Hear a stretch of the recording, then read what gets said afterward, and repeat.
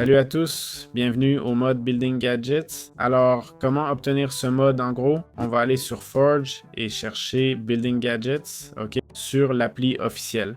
Ensuite, on clique sur Fichier, Mode Loader, on choisit Forge, toute version ici, la 1.20.1. Faites Windows plus R, tapez %appdata%, allez dans .minecraft, trouvez le dossier mods ou créez-le. Comme ça, on peut y mettre le mode Building Gadgets. Vous voyez, je l'ai quelque part, je cherche, voilà, Building Gadgets 2. Cliquez sur les trois points Obtenir fichier et sauvegarder dans .minecraft mods, ok?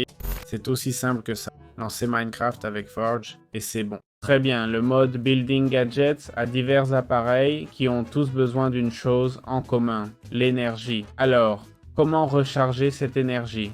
En fait, on peut le faire d'une seule façon, via un autre mode, ok?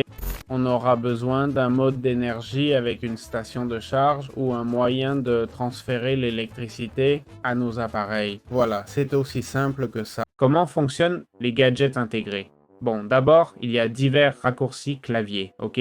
Si on va dans Contrôle, Raccourcis et cherche Built-in Gadgets, on trouve, voilà. Ici, le raccourci clé est G pour le menu, compris? Là, on peut changer R, H et U. U sert à annuler, d'accord?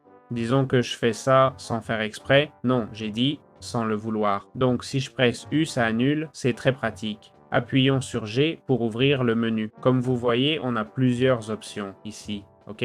On peut sélectionner une surface, construire en escalier, en mur, en ligne, même faire une grille. Vous voyez ce que je fais là, hein? Important, on peut augmenter la portée, ok? Comme on le voit, ça crée plus d'espace entre les positions. On peut aussi faire un mur vertical et ainsi de suite, ok? On peut reculer, gérer l'inventaire, fixer un point de référence pour construire. On peut faire un ray trace de fluide, utile car les fluides s'auto-alimentent. Si j'ai deux seaux d'eau, ils vont simplement devenir infinis. Donc, on fait le ray tracing, évite ça et élimine plus facilement ces éléments. Ensuite, il y a le place on top, ok? C'est pour poser dessus, compris? Sans ça et avec le mur horizontal, ça ne marchera pas, voyez? Donc, rangée horizontale, surface, ok? De cette façon, on peut construire. Comment choisir l'objet? On s'accroupit tout simplement. On prend le bloc de diamant, on le place, on s'accroupit, clic droit et voilà. C'est aussi simple que ça. J'espère que ça vous aide.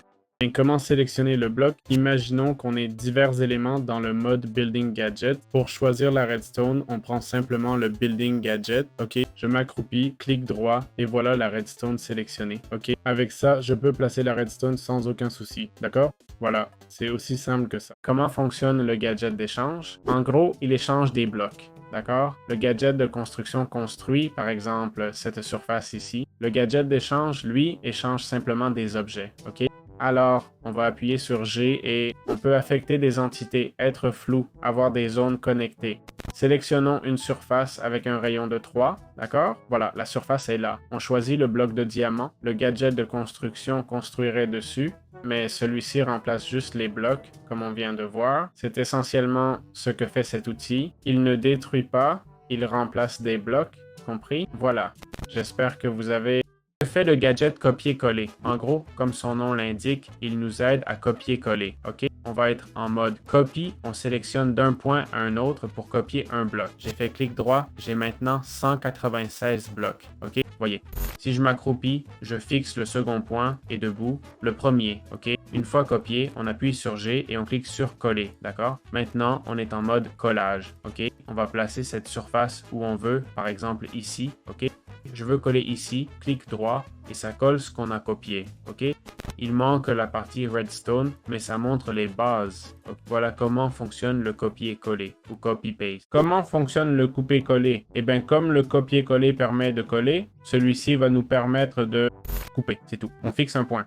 D'abord, on appuie sur G, on choisit le mode coupe et on voit une zone sélectionnée. C'est peu visible. Voilà, en rouge. Le premier point sans s'accroupir, le second accroupi, ok? Maintenant, on a cette zone sélectionnée. Ici, on peut ajuster la sélection, d'accord?